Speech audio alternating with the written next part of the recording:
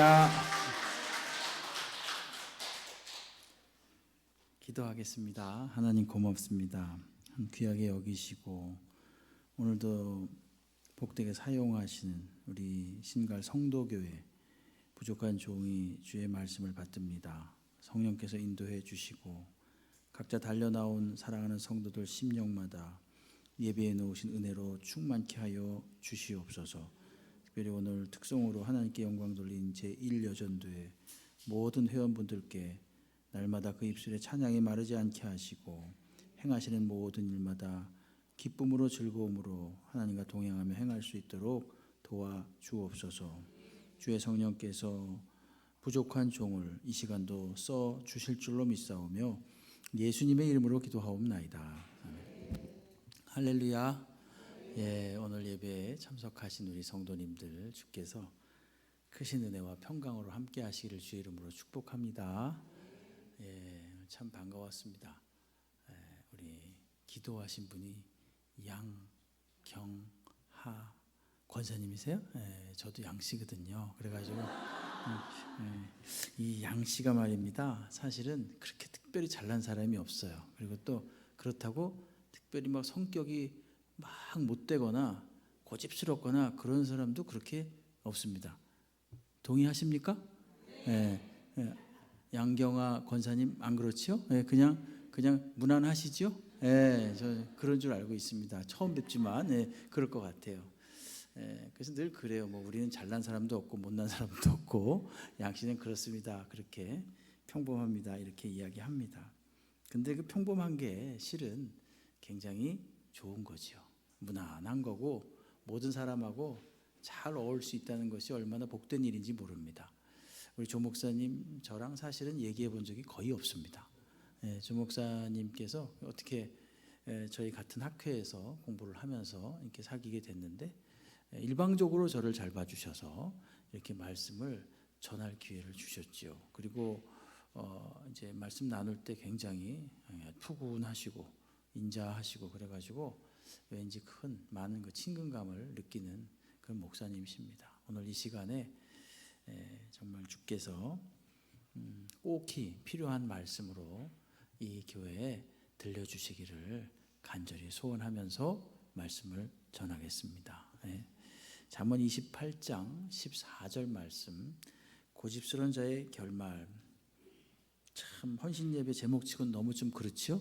고집스러운 축복 받아라 이런 말을 해야 되는데 우리 집사람이 그러더라고요. 여보, 오늘 헌신예배 여전도의 헌신예배라고 하는데 무슨 제목이 이래요? 고집스러운 자의 결말. 제가 그랬죠.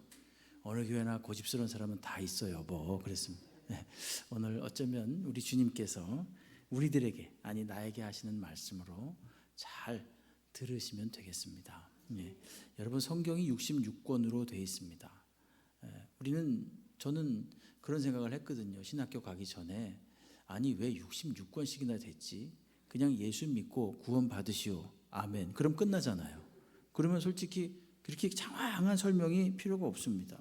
근데 곰곰이 성경을 공부하면서 보니까 이것이 이렇게 많은 이 분량의 그리고 또 많은 시대를 거쳐서 또 많은 인물들을 동원해서 쓰신 목적이 있다는 것을 좀 알게 됐습니다. 그게 뭔가 하면 이 성경을 통해서 저희들이 예수 그리스도를 닮은 자 되도록 하기 위함이라는 것입니다. 우리 주님께서 이 땅에 오셔서 십자가 지시고 오늘 특별히 종려주일이신데 못 박혀 죽으셨습니다. 그러면 예수께서 왜 죽으셨겠습니까? 그리스도 예수의 장성한 분량까지 물론 예수를 믿고 구원받는 것은 당연한 일입니다. 그것은 우리들의 제일 목표죠. 그렇다면 하나님께서 우리를 믿은 다음에 곧바로 데려가셔야만 돼요. 청교도 시대에 그들에게는 소망이 있었대죠. 신학이 매우 단순했던 시절에 부흥 집회를 끝나고 나와서 마차에 그냥 치여 죽어서 천국에 바로 가는 것. 그들이 그의 로망이었답니다. 그러나 사실은 그것은 그렇게 바람직한 건 아닙니다. 열정적으로는 좋을지 몰라도 하나님께서 저희들에게 살라고 하신 날들이 있습니다. 예수를 믿고 구원받았습니다. 땡 하고 천국으로 데려가시면 좋겠지만 하나님께서 저희들을 이 땅에서 70년, 80년 또는 90년, 100년 이렇게 살도록 하신 이유가 있는데 그것은 우리가 살아가면서 예수를 닮아가며 예수께서 살아계신 증거들을 저희들의 삶을 통해서 보여주도록 하기 위함이라는 겁니다. 그걸 좀 더 어려운 말로 한다면 하나님께 영광을 돌리는 삶을 살라 이거죠. 여러분, 하나님께 영광을 돌리는 삶이라는 것은 뭐겠습니까? 하나님이 지금도 역사하고 계시다는 것을 사람들로 하여금 알게 하는 삶입니다. 과거에 무슨 수능 시험 보고 학력고사죠. 옛날에는 대학교 시험 보면 꼭 인터뷰를 했죠. 그 집에 찾아가 가지고 수석을 한 사람 집에 가 가지고 꼭 인터뷰하죠. 그럼 뭐라 그럽니까? 오늘 이 영광을 새벽마다 도시락 싸주신 어머니께 돌리고 싶습니다. 그러잖아요. 영광을 돌린다 그래요. 거기서 영광을 돌린다는 얘기는 그분이 있었기에 제가 있습니다. 그런 뜻입니다. 쉽게 말씀드리면 영광을 돌린다는 얘기는 하나님의 현현, 하나님의 임재 이런 것들을 매사에 우리들의 삶과 이 우리들이 하는 말과 행동을 통해서 드러나도록 하는 것이 하나님께 영광을 돌리는 삶입니다. 그러기 위해서 우리를 오늘 살도록 하신 거고 성경이 66권으로 쭉 쓰여진 것이죠. 여러분, 잠언은 우리가 잘 아는 대로 그야말로 지혜의 책입니다. 근데 이 지혜의 책에는 몇 가지 테마가 나오는데 말을 어떻게 할 것인가, 그다음에 또 마음을 어떻게 가져야 될 것인가, 이런 것들이 주로 많이 나옵니다. 태도에 대한 것, 근본적인 것에 대한 것이 나옵니다. 오늘 우리가 고집스러운 마음을 가진 사람의 결말, 이렇게 제목을 정했는데 여기 성경 본문이 그렇게 말하니까 그렇게 정한 거예요. 여기 보니까 마음을 완악하게 하는 자는 재앙에 빠질 것이다 그랬습니다. 여기서 완악하다 이 말이 바로 고집스럽다 이런 뜻입니다. 그러니까 고집스러운 마음을 갖지 말란 뜻이겠죠. 우린 그런 말 합니다. 고집이 있어야지. 그래도 사람이 뭔가를 하려면 고집이 있어야지. 성경은 그러나 고집이 없어야 위대하다고 하는 겁니다. 오늘 그걸 지금 말하고 싶은 겁니다. 그래서 저는 오늘 세 가지 대표적인 고집스러웠던 사람 둘과 나라를 말씀드리고자 합니다. 하나는 나발이라는 사람입니다. 이 나발이라는 사람은 어떤 사람인가 하면 다윗이 사울에게 쫓겨가지고 여기저기 도망 다닐 때 마온이라는 지역에 살았던 유다 지파의 아주 큰 부자였습니다. 근데 그쪽 마온이라는 지역을 지나가는데 그 사람의 재산의 상태를 말하는데 보니까 양이 3,000마리, 염소가 1,000마리나 될 정도였다. 이렇게 말하고 지나가듯이 사무엘상 25장 3절에서 이렇게 말합니다. 그는 완고하고 행실이 악했다. 이렇게 말합니다. 다윗이 여기저기 쫓겨다니는 입장이고 또 같이 딸린 사람들도 많이 있었거든요. 같이 다니는 사람들도. 그래서 유다 지파 지역을 마침 이 마온이라는 지역이 유다 쪽 지파 지역이기 때문에 다윗도 유다 지파 사람이잖아요. 이 나발도 유다 지파 사람이에요. 그러니까 촌수를 굳이 따진다면 먼 친척되고 약간 어른 되는 그런 사람이 바로 이 나발이라는 사람이었습니다. 근데 이때가 어느 때인가 하면은 양털을 깎는 때였습니다. 양털을 깎는 때는 인심이 후한 시절입니다. 후한 때입니다. 우리나라 한가위 뭐 이런 식으로 사람들이 양털을 깎을 때는 이웃 사람들을 다 초청해 가지고 먹을 것도 주고 좋게 아주 서로 잘 지내고 교제하는 그런 때가 이 양털을 깎는 그런 잔치 같은 때예요. 그래서 다윗이 마침 그쪽을 일행들하고 지나가다가 사람을 보냅니다. 가서 내 이야기를 해라. 다윗 이름을 말하고 그리고 나발과 우리와의 과거의 관계를 좀 말을 해라. 이렇게 말합니다. 그럼 우리와의 과거의 관계가 뭐냐? 그거는 과거에 나발의 양들을 이 다윗 일행들이 도둑들로부터 지켜줬거든요. 그렇기 때문에 아마도 가서 그 이야기를 하면 나발이 그래도 좀 우리들에게 먹을 걸 좀 주고 호의할 것이다. 호의적으로 대해줄 것이다. 그래서 갔습니다. 갔는데 나발이 뭐라 그러냐면 이렇게 말합니다. 내가 어찌 내 떡과 물과 내 양털 깎는 자를 위하여 잡은 고기를 가져다가 어디서 왔는지도 알지 못하는 자들에게 주겠느냐. 이렇게 말하는 거예요. 은혜를 갚기는커녕 무시하고 조롱하는 말로 다윗을 자극했습니다. 다윗이 당연히 화가 머리끝까지 치밀었습니다. 그래서 당장 이 군사들을 데리고 가가지고 나발에게 있는 모든 남자들을 죽이겠노라라고 해가지고 출동합니다. 근데 그때 나발의 부인이 누군가 하면 혹시 아십니까? 아비가일, 그죠? 아비가일이라는 여인이었어요. 이 여인이 굉장히 지혜로운 여인이었는데 지혜로운 여인을 받들어서 섬기던 종이 있었어요. 근데 그 종이 그 이야기를 듣고 다윗이 지금 화가 나가지고 군사들을 몰고 온다는 이야기를 듣고 재빨리 아비가일에게서 가가지고 아비가일에게 가가지고 이야기를 하는 거예요. 자초지종을 쭉 얘기합니다. 다윗이 찾아왔었는데 과거에 우리가 그들에게 신세를 진 바 있는데 나발은 그것을 싹 무시하고 오히려 무시해서 오히려 그것을 모독해서 다윗이 화가 나가지고 지금 우리를 죽이러 오고 있습니다. 그러니까 아비가일이 굉장히 지혜로운 여인이었거든요. 그래서 재빨리 그 길목을 지키고 있다가 다윗을 만나고 백배 사죄를 하고 좋은 것으로 공개를 합니다. 그때 다윗도 사실은 어찌 보면 다윗도 위기를 모면한 거예요. 왜냐하면 나중에 그가 훗날의 왕이 되었을 때 이미 그때 소문이 파다했었거든요. 다윗이 훗날의 왕이 될 것이다. 다윗이 분명히 권세를 잡을 것이다는 얘기가 비록 쫓겨다니는 입장이지만 훗날에는 다윗이 왕이 될 것이다 라는 그런 소문이 돌고 있었어요. 그러니까 아비가일이 재빨리 말하는 거죠. 다윗이요, 당신께서 만약에 우리를 치신다면 그것은 훗날 당신이 왕이 됐을 때 아마 그것이 당신에게 아주 별로 좋지 않은 기록이 될 겁니다. 순간에 화를 이기지 못하고 분노를 못 이겨서 사람을 몰살시켰다. 나발의 가문을 다 몰살시켰다는 이야기가 두고두고 따라다닐 겁니다. 그러면서 설득을 합니다.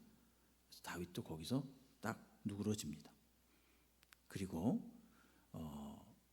그 이야기를 이 아비가일이 자기 남편인 나발에게 일단은 내비둡니다. 그러다가 나중에 이야기를 하고요. 나중에 이야기를 하고 나서 결국 나발은 죽임을 당합니다. 사무엘상 25장 37절 38절에 보게 되면 아침에 나발이 포도주에서 깬 후에 그의 아내가 그에게 이 일을 말하매 그가 낙담하여 몸이 돌과 같이 되었더니 한 열흘 후에 여호와께서 나발을 치심에 그가 죽었다. 이렇게 말합니다. 나발이 그 고집스러운 성격 때문에 종도 알았던 거예요. 종들도 보나마나 나발에게 가서 이야기하면 혼만 날 줄 알았던 거죠. 아주 경을 칠 거라는 걸 아는 거예요. 그래서 아비가일에게 가서 이야기를 했고 아비가일이 재빨리 이런 행동을 취해서 몰살을 면한 겁니다. 그리고 나발은 어떻게 되는가? 하나님이 그 목숨을 데려가십니다. 몸이 딱딱해져서 굳어서 죽게 됩니다. 이게 바로 고집스러운 자의 최후예요. 남의 말을 듣지 않았던 사람의 최후예요. 또 한 사람을 소개한다면 그 사람은 이집트의 바로, 애굽의 바로라는 왕입니다. 역시 잘 아시죠? 끝까지 하나님께서 모세를 통해서 그 백성을 보내라고 했는데 보내지 않고 고집을 피우다가 나중에 장자를 잃고 나서야 겨우겨우 내보내 줍니다. 여러분 잘 생각해 보십시오. 애굽이라면 당대 최고의 제국입니다. 그리고 애굽에서 황제다? 그러면 벌써 그 사람은 굉장히 뛰어난 엘리트입니다. 근데 그 성격이 그 누구에게도 굽히지 않고 자존심을 지키느라고 많은 사람을 희생시킬지언정 자기 자신을 다스리지 않았던 사람이에요. 굽히지 않았던 그런 사람입니다. 그래서 우리 생각에는 그 10가지 재앙이 있지 않습니까?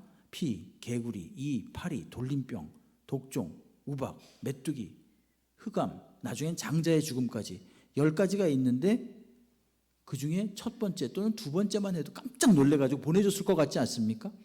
그럴 것 같지 않아요? 우리 성도님들 그럴 것 같죠? 저라면 그럴 것 같습니다. 근데 이 사람 끝까지 안 보내요. 참 의문이 드는 거죠. 왜 이렇게 미련할까? 이 사람은. 근데 성경 곳곳에 보면 출애굽기 13장에 보게 되면 그러나 바로의 마음이 완악하여 그들의 말을 듣지 아니하니 이렇게 말합니다. 완악하다는 말이 여기 또 나와요. 나발에게도 역시 완악했다는 표현을 쓰고 있고 역시 여기에 이 바로의 마음이 완악했다는 표현을 쓰고 있고 오늘 우리 본문에 보게 되면 마음을 완악하게 하는 자는 재앙에 빠지리라 그렇게 말해요. 완악하다는 것은 딱딱한 마음을 말합니다. 굳어진 마음.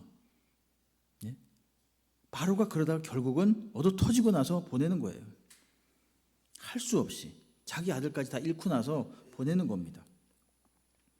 어떻게 된 겁니까? 나발도 그렇고 바로도 그렇고 공통점은 고집통이라는 거죠.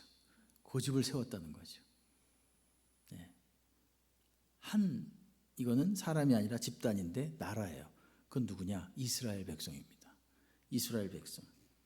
이스라엘 백성은 하나님의 말씀을 받기 위해서 모세가 시내산으로 올라갔을 때 그걸 또 참지 못합니다. 그걸 참지 못하고 그 황금 송아지를 만들었죠. 출애굽기 32장 7절로 9절에 보게 되면 하나님이 말씀하시죠. 여호와께서 모세에게 이르시되 너는 내려와라. 내가 애굽 땅에서 인도하여 낸 네 백성이 부패하였도다.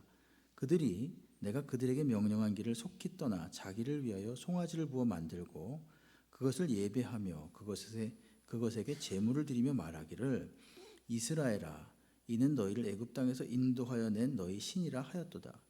여호와께서 또 모세에게 이르시되 이 말씀이에요. 내가 이 백성을 보니 목이 뻣뻣한 백성이로다.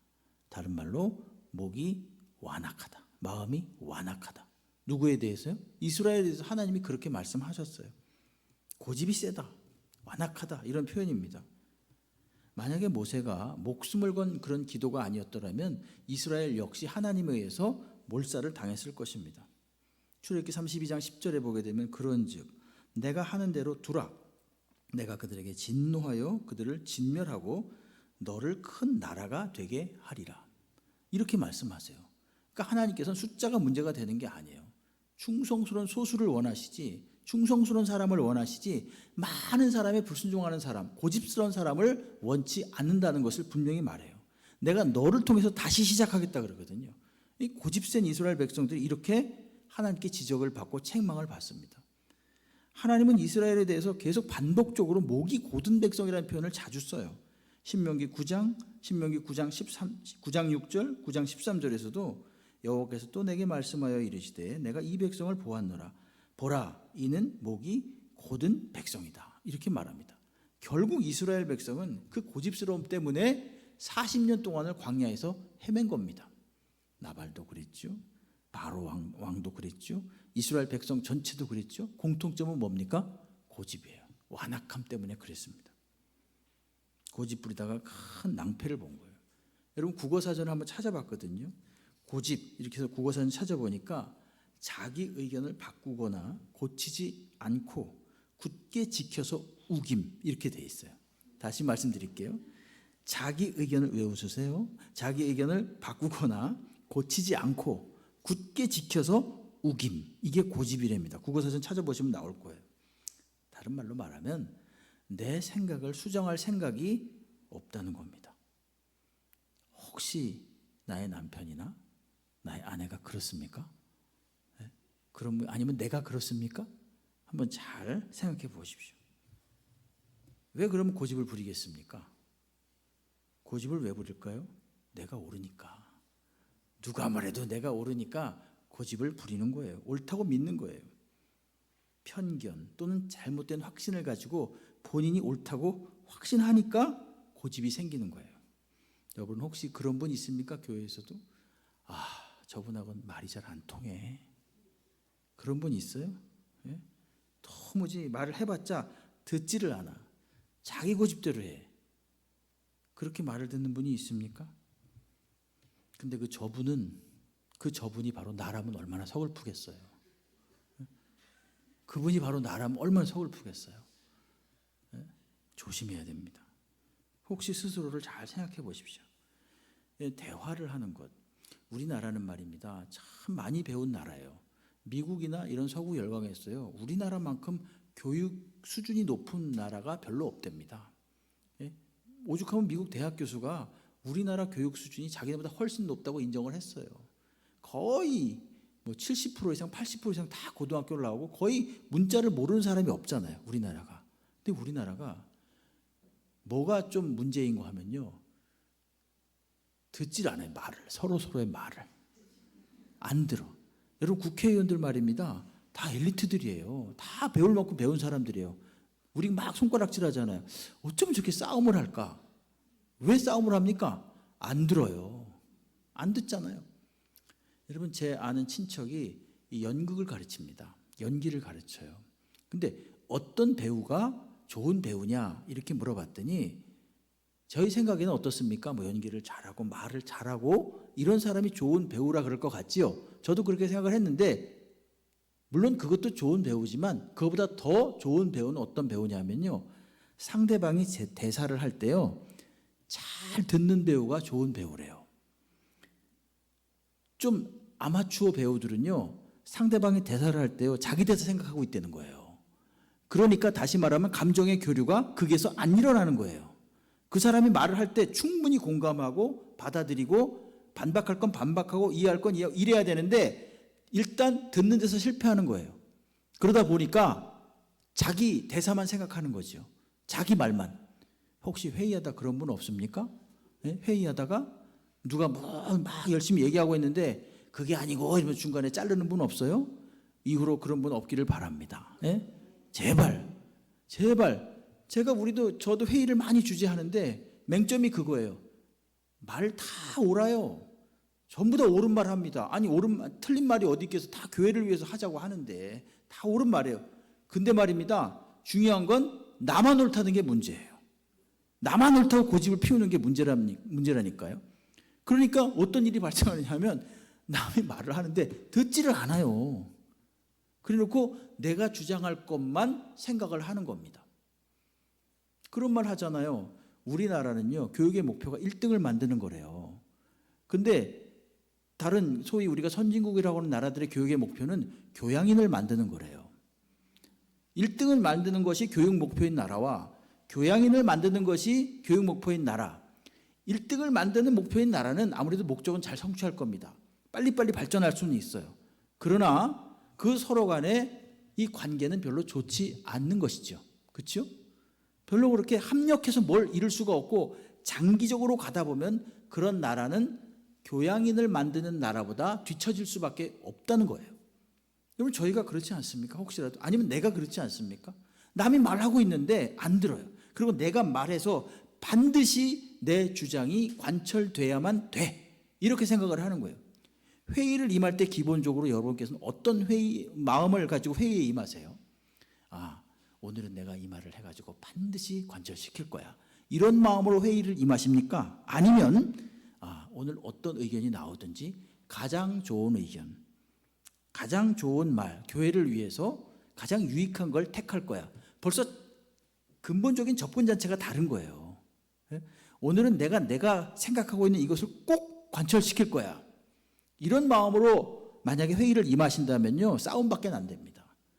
남의 말을 배척하니까. 자기 말 옳다고 하니까. 그러나 어떤 것이든지 잘 받아들여서 가장 좋은 것, 우리 교회를 위해서 또 우리 성도님들을 위해서 가장 좋은 것, 이거를 택할 거야 라고 회의에 임하는 그런 사람하고는 완전히 다른 거죠. 그리고 그 회의의 질도 완전히 달라지는 거죠. 이건 어디서부터 시작해야 되냐면은 고집을 버리는 데서 시작합니다, 여러분. 말도 시작하기 전에 말이 턱턱 막히는 것, 말할 여지를 차단하는 것, 그런 거 그렇게 성경이 옳다고 말하는 것이 아닙니다. 오히려 그런 사람은 죄송하지만 재앙에 빠질 것이다. 이런 식으로 지금 거의 저주에 가깝게 말하고 있어요. 여러분 혹시 이 중에 고집이 뭐가 그렇게 나쁘다고 저렇게 목사님은 침을 튀기면서 얘기하나? 속으로 그렇게 들지 몰라요. 고집이 좀 있어야 일을 하지. 예, 고집이 있는 건 좋습니다. 근데 그 고집이 어떤 성격의 고집입니까? 남을 잘 되도록 하고 교회를 유익하게 하기 위한 고집입니까? 아니면 내 자존심을 세우고 내 기분을 만족시키기 위한 고집입니까? 냉정하게 잘 생각하세요. 네? 여러분 우린 그런 말 합니다. 내가 말이야 정말 사랑해서 이 말 해주는데 그러면서 막 비판을 해요. 내가 정말 이런 말 안 하려고 해도 하는데 그럼 안 해야 됩니다, 여러분. 네? 그런 말을 왜 합니까? 네? 그래서 사람 마음 상하게 왜 해요? 네? 그래놓고 내가 당신 정말 사랑해서 하는 말인데 안 해야 됩니다. 그런 말은. 사랑하면 그냥 조용히 기도해 주시면 되는 거예요. 예? 그리고 내가 이 말 진짜 안 하려고 했는데 안 해야 되는 거예요. 예? 예? 그래야지, 안 그러면은 싸움 납니다. 우리는 참 명분은 그럴듯하게 잘 얘기합니다. 이건 이것 때문에 이렇고 저건 저것 때문에 저렇고 기가 막히게 논리를 세워서 이야기하지만요, 사실은 속을 쭉 깊이 들여다보면 자존심 때문에 그런 거예요. 자기 기분 때문에 그런 겁니다. 냉정하게 자기 자신을 잘 돌아보십시오. 그러니까 그런 류의 고집은 유익한 고집이 아니에요. 여러분, 세상에서 온 지구를, 온 우주를 다 통틀어 가지고 고집이 제일 센 분이 누군지 아십니까? 하나님이에요. 하나님의 별명이 뭐예요? 영원이잖아요. 영원하신 하나님 앞에 누가 당해요? 영원하신 하나님이 고집을 피우면 누가 당해요? 근데 그 하나님의 고집은 말입니다, 우리를 유익하게 하고 생명으로 이끄는 고집인 거예요. 우리 신갈 성도교회 고집도 그런 류의 고집이 되길 바랍니다. 그리고 기분이 나빠, 저 사람은 말하는 게 다 오라, 근데 기분이 나빠, 그런 식으로 싸우지 마십시오, 제발. 좋아, 당신 말 다 맞아, 근데 말하는 게 기분 나빠, 이런 거 있죠. 제가 우리 교회에 어떤 성도님 찾아오셨어요. 권사님 찾아오셨어요. 제 방으로. 목사님, 말할 게 있어요.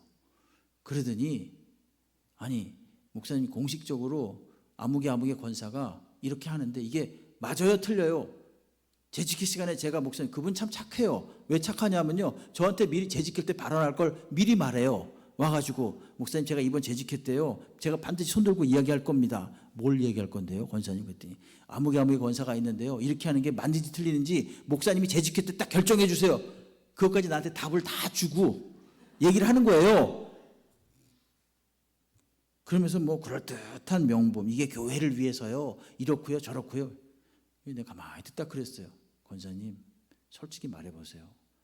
그 권사님 얄밉죠? 그랬더니 그렇다는 거예요. 이거는 겉으로는 말입니다, 명분은 너무 좋아요. 교회를 위한 일이고 뭐 이건 이렇게 해서는 안 되고, 그러면서 누구를 막 흉을 보는 거예요. 솔직하게 말씀해 보세요. 권사님 얄미워 죽겠죠? 그분이. 그랬더니 얄밉다는 거예요. 그러니까 얄미운 게 핵심인 거예요, 그분은. 그리고 나서 갖가지 명분을 갖다가 붙이는 겁니다. 그런 고집은 별로 유익하지 않은 겁니다. 남을 세워주는 고집이어야 되지요. 그렇지 않습니까? 남을 잘되게 하는 고집이면 얼마든지 좋습니다. 네? 여러분, 우리 성도교회 성도님들이 고집을 피우더라도 좀 그런 수준 높은 고집을 피우시기 바랍니다. 남을 잘되도록 하기 위한, 내 기분이 상해서, 내 자존심이 상해서 그래서 고집을 피우는 게 아니라 하나님 보시기에, 그리고 합당하고, 그리고 남을 유익하도록 하는 고집. 제가 존경하는 목사님 중에 제가 수도노회인데, 수도노회 노회장님 하셨던 분이 계세요. 근데 이제 가끔씩 이제 문자를 주고받고 그랬는데, 그분 카톡 프로필에 어떻게 써 있는지 아세요? 이렇게 써 있어요. 나의 자존심은 당신이 행복한 겁니다. 이렇게 써 있어요. 별로 이렇게 싹 와닿지가 않는 것 같아요. 딱 보니까 이게 빨리 이해한 분 딱 한 분이에요. 저 뒤에 계시면 이러시는데, 잘 곱씹어 보세요. 나의 자존심은 당신이 행복한 겁니다. 와, 얼마나 고급스럽습니까? 내 자존심은 정말 내가 높아지고 내가 인정받고 영향력을 끼치는 그런 류의 자존심이 아니라, 목사로서의 나의 자존심은 당신이 행복한 거라는 거예요. 그때 나는 정말 자존심을 느낀다는 거예요. 본인의 자존감을 느낀다는 거예요. 여러분, 내가 가진 고집은 어떤 겁니까? 나를 낮추는 고집이고 이웃을 위해서 내가 죽어지고 지는 그런 고집입니까? 아니면 마침내 내 주장을 어떻게 해서든지 관철시켜서 이겨먹는, 소위 그래서 하나님도 이겨먹는 그런 고집입니까? 이걸 우리가 잘 생각해 보십시오. 고집 센 게 자랑이 아닙니다. 여러분, 이 벽창호라는 말 들어보셨죠? 벽창호가 원래는요, 어디서 나온 말이냐면 저 이북에 이 벽동과 창성이라는 곳에서 나온 단어래요. 그래서 앞에 이 벽동과 창성이라는 곳에 그 앞 글자를 따가지고 그쪽 지역에 나는 소를 벽창우라 그랬답니다. 소우자를 써가지고 고집세고 말 잘 안 듣는 소래요. 근데 그게 이렇게 벽동과 창성 그 지방인데 이북에서 그래서 앞글자를 따가지고 벽창우였다가 벽창호가 됐던 겁니다. 이건 뭐예요? 소처럼 고집세고 말 안 듣는 사람을 뜻하는 거예요. 그런 사람이 벽창우라 그러죠.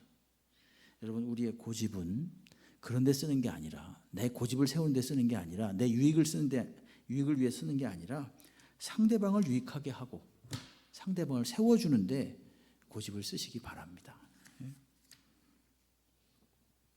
만약에 나발이 이런 고집을 피우고, 그리고 이 아비가일이 재빨리 조치를 취하지 않았으면은 그 가정은 다 몰살을 당했을 것입니다. 그럼 애굽의 바로도 마찬가지입니다. 그는 그야말로 신적 존재였습니다. 그 신에게 누가 대들겠습니까? 그가 내리는 결정은 곧 신이 내리는 결정인 거예요. 거기다 고집까지 세요. 그러니까 얼마나 많은 사람을 죽였겠어요. 현대사를 보면은 히틀러라는 그런 독재자가 있었습니다. 히틀러 독재자가 유태인을 약 600만에서 적게는, 많게는 800만까지 죽였다 그래요. 유태인을.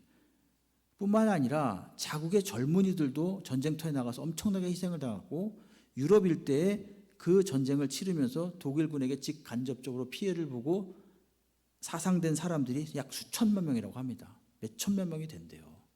뭡니까 이게? 한 사람의 잘못된 지도자, 그 사람의 고집에 의해서 완전히 그 나라는 물론이고 그 세계가 다 망가진 거예요. 고집이 이토록 무섭습니다. 이스라엘 백성들도 광야길에서 그저 자신들의 고집을 따라 행하다가 40년을 헤매고 말았습니다. 사도 바울은 신약으로 넘어와서 이 고집을 부르는 이스라엘 백성들, 유대인에 대해서 이렇게 말합니다.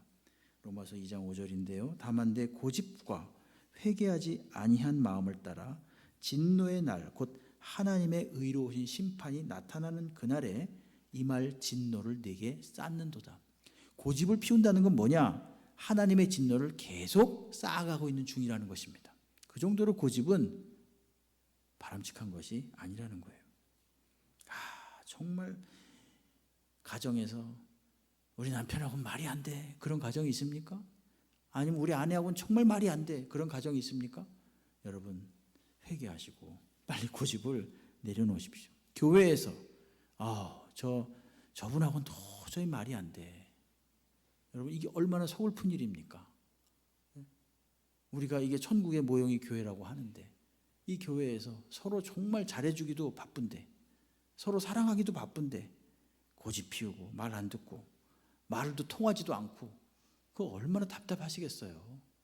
얼굴 보니까 여기 계신 분들은 절대 그런 분은 아닌 것 같아요. 다들 아주 부드럽게 생기셨어요. 정말로. 분위기를 좀 보거든요. 저도 이제 분위기를 봐요. 어떤 교회들은요 정말 딱딱하거든요. 근데 오늘 이렇게 와서 뵈니까 우리 목사님의 인상하고 다 비슷하신 것 같아요. 목사님 인상이 참 좋으시더라고요. 저는 참고로 아부 이런 거 못하는 사람이에요. 그냥 있는 그대로 말씀드리는 사람이에요. 진짜로. 양 씨가 뭐 그렇게 막 얼굴이 두껍거나 막 이렇게 뭐 개그를 한다거나 그런 거 못하잖아요. 그죠? 못해요. 그런 거 잘. 솔직히 말하면. 근데 있는 그대로 말씀드리는 거예요. 여러분, 이대로 부드럽게 사십시오. 어떤 교회에서 장로님들이 싸웠어요. 목사님이 계신데. 일을 하다 보니까 의견 충돌이 생긴 거예요. 그러니까 목사님이 안절부절하는 거예요. 옆에서 막 온성이 높아지고 막 그러니까 그 옆에 계시던 장로님 한 분이 그러시더래요. 목사님, 너무 염려하지 마세요. 다 잘해보려고 저렇게 하는 거예요. 그런 말을 했더래요. 그러니까 목사님 뭐라 하지 아십니까? 아, 그래요? 그럼 너무 잘하지 말고 보통만 하면 되겠네요. 너무 잘하지 마시고요, 보통만 하시면 되겠습니다. 그랬대요. 이거 되게 의미심장한 말입니다. 여러분, 하나님께서 우리한테 뭘 원하시겠어요? 하나님은 전능하신 하나님이에요. 하나님이 다 하십니다. 우리가 하기 싫어도요, 하나님이 해야 될 일은 우리를 통해서 시켜요. 그래서 우리가 밀려가지고 그 일을 하게 돼 있어요. 근데 하나님이 금하시는 일은요, 우리가 아무리 하고 싶어도 못합니다. 그거 잘 아시죠? 경험적으로 아시잖아요. 제일 위대한 사역은 뭐예요? 그렇기 때문에 교회에서 무슨 업적을 이루고 성과를 내고 그런 거 아닙니다. 그런 것도 귀한 일이긴 하지만 그보다 더 우선한 일이 있어요. 그게 뭔지 아십니까? 한번 받아 하시겠습니다. 받아 하시는 거예요. 사이좋게 잘 지내는 거. 이게 최고의 위대한 사역입니다. 아니 생각해 보세요. 교회 와서 저분을 보면 너무 좋아. 그냥 기분이 좋아. 근데 저분을 보면 돌아가고 싶어. 피하고 싶어. 말을 하긴 해야 되는데 말이 막힐 것 같아서 말해봤자 안 될 것 같아. 여러분 이거 얼마나 비극이에요. 아무 일 안 해도 좋습니다. 여러분 아무 일 안 해도 괜찮습니다. 정말 위대한 사역은요 그냥 서로 사이좋게 지내는 거예요. 고집 피우지 말고 제발 고집 피우지 말고 사이좋게 지내는 거예요. 여러분 로마서에 보게 되면 말입니다. 사도 바울이 로마서를 썼잖아요. 근데 거기 보면 사도 바울이 어떻습니까? 사도 바울 이미지가 어때요? 굉장히 논리적이고 굉장히 목표지향적인 사람이고 굉장히 적토마 같은 사람이고 그래서 심지어 그는 바나바하고도 심히 다투었다 그랬어요. 마가 요한을 1차 전도여행을 데리고 나갔는데 요한이 향수병이 난 거예요. 그래서 중간에 그냥 스톱하고 돌아갔어요. 돌아가 2차 전도여행을 가려고 하니까 그때 싸움이 난 거예요. 바나바는 그래도 한 번 더 마가를 데리고 갑시다 이랬는데 바울이 안 됩니다. 중간에 그렇게 포기하고 돌아간 사람을 어떻게 데리고 갑니까? 오히려 해만 될 뿐입니다. 이러면서 거기 성경에 보면 사도행전 13장에 보게 되면 심히 다투었다는 표현이 나와요. 오, 생각해 보세요. 영적인 거장들이잖아요. 바울, 바나바 굉장한 분들이잖아요. 근데 이분이 심히 다툴 정도면 말입니다. 그 정도로 이 사도 바울의 성격이 강했다는 뜻이에요. 그래서 저는 그렇게만 알고 있었어요. 사도 바울의 성격을. 근데 그게 아니더라고요. 로마서 16장 제일 끝에 보면요. 그걸 다른 말로 별명을 붙인다면 문안의 장이다 이렇게 볼 수 있어요. 근데 거기 보면요. 얼마나 사도 바울이 세심하고 다정한 사람인지 몰라요. 아무개에게 문안하라. 에베네도에게 문안하라. 실로아노에게 문안하라. 우리가 드루실라에게 문안하라. 들어보지도 못한 사람들이 많이 나와요. 숫자를 세봤더니요. 30명이 넘어요. 여러분 한번 잘 생각해 보십시오. 내가 지금 새벽에 또는 기도하실 때 기도하시는 분이 누굽니까? 내 가족들 빼고 나랑 친한 사람 빼고 그 다음에 기도하는 분이 몇 명 정도 됩니까? 이게 바로 그분의 마음의 크기예요. 이것이. 여러분 컴퓨터가 처음 나올 때 몇 메가 그래 좀 난리 났었잖아요. 여기 한 장에 신문이 다 들어가고 이렇게 막 그런 얘기 나왔잖아요. 근데 텔레비전에 나와. 그러다가 또 기가가 나오고 이젠 또 테라가 나오고 어마어마한 용량이 나옵니다. 그건 뭐예요? 정보를 담을 수 있는 용량을 말하는 거잖아요. 내 마음의 용량은 얼마큼입니까? 주님이 물으실 수 있어요. 너는 몇 사람을 내 마음에 담을 수 있느냐? 이걸 오늘 말씀에 적용해서 말씀드린다면 너는 얼마나 너의 고집을 포기하고 그 사람을 받아줄 수 있겠느냐? 이렇게 물으시는 거랑 같은 거예요. 어떻습니까? 내가 정말 친한 사람들 다 빼고 몇 사람 받아줄 수 있어요.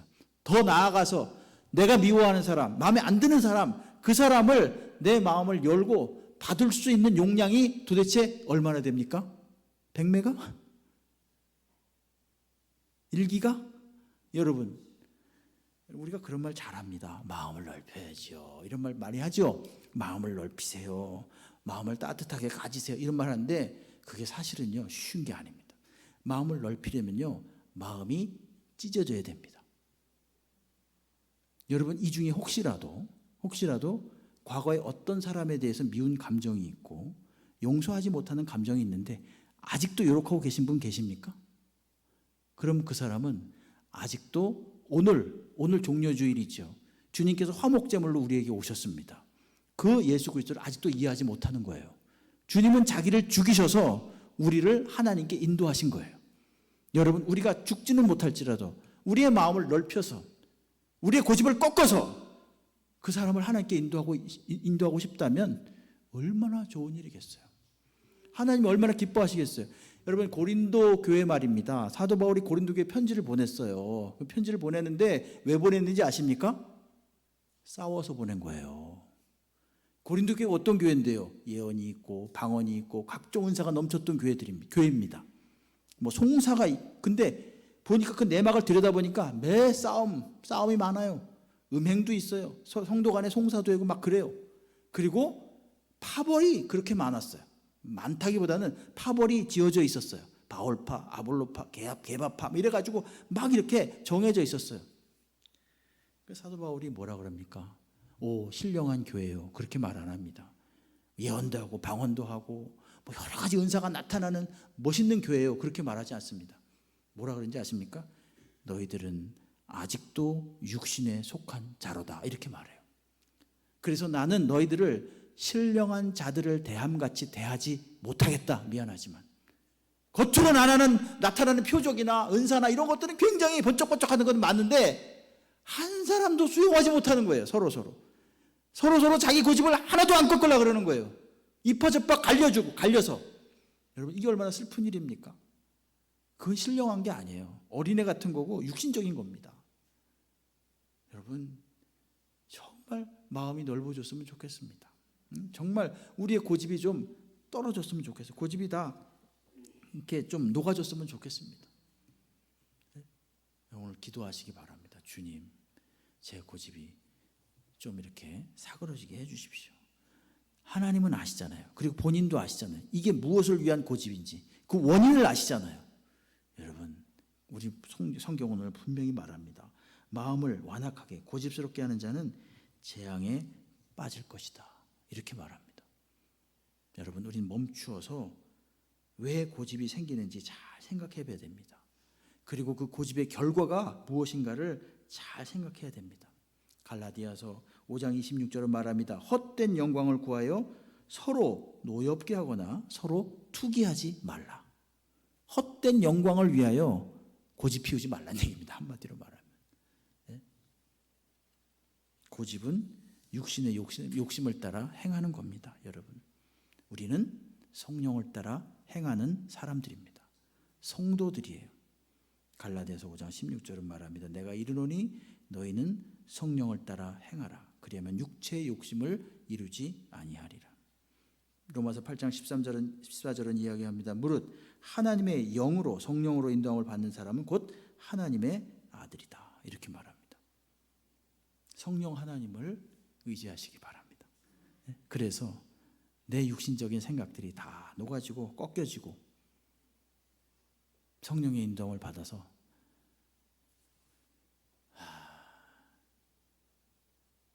저 사람은 참 누구에게나 참 친절한 것 같아. 이게 좋은 말이죠, 되게. 그렇죠? 예? 굉장히 훌륭한 표현입니다. 여러분, 훌륭한 성도가 된다는 것은요, 뭐 굉장히 탁월한 업적을 내고 언변이 있고 능력이 있고 논리가 뚜렷하고 이런 거 좋지만 누구에게나 쉬운 사람이 되는 겁니다. 누구에게나 쉬운 사람이 되는 거예요. 전 늘 이걸 강조합니다. 만만한 사람이 되시기 바랍니다. 누구에게나 제발 좀 만만해지세요. 무슨 일이 갑자기 펑크가 났어요. 아무개 집사님 부탁해야지. 네, 그럼 되는 거예요. 그분이 얼마나 훌륭한 신앙인 거예요, 그게. 예? 펑크를 떼어줄 수 있는 사람, 쉽게 말해서 대타를 서줄 수 있는 사람, 언제든지 이 사람이 훌륭한 분이에요. 늘 성령을 따라 행함으로요, 정말 자신의 고집을 내려놓고 부드러운 마음으로 잘 수용할 수 있는 은혜가 있게 되기를 바랍니다. 바다는 자신에게 흘러오는 모든 물들을 거부하지 않고 다 받아들인답니다. 그래서 바다가 된답니다. 태산은 자기에게 역시 날아오는 어떤 흙먼지도 마다하지 않는답니다. 그래서 그것이 쌓여서 태산이 된다고 합니다. 여러분, 우리도 날마다 우리의 마음이 성령님을 의지해서 넓어져 가지고 그 누구라도 잘 받아줄 수 있는 사람, 마음이 온유하고 겸손한 사람, 그래서 저 사람하고 얘기해서 그분 곁에 가서 좀 쉬고 싶다, 괜히 그 사람하고 같이 있고 싶다. 여러분, 그런 분이 최고의 신앙인 거예요. 그런 분이 최고의 신앙인 거예요. 그러려면 마주치기 싫은 사람이 아니라 자꾸 가서 만나고 싶은 사람이 돼야 되는 거죠. 그러려면 고집이 없어야 됩니다. 네? 고집이 없어야 되는 거예요. 마지막으로 고린도 후서를 제가 한 곳 읽어드릴게요. 고린도 교인들이여 너희를 향하여 우리의 입이 열리고 우리의 마음이 넓어졌으니 너희가 우리 안에서 좁아진 것이 아니라 오직 너희 심정에서 좁아진 것이니라. 내가 자녀에게 말하듯 하노니 보답하는 것으로 너희도 마음을 넓히라. 이렇게 말합니다. 여러분 고집을 정말 내려놓고 마음을 넓히고 서로서로 이렇게 잘 품을 수 있는 그런 교회가 되시기를 주님의 이름으로 축복합니다.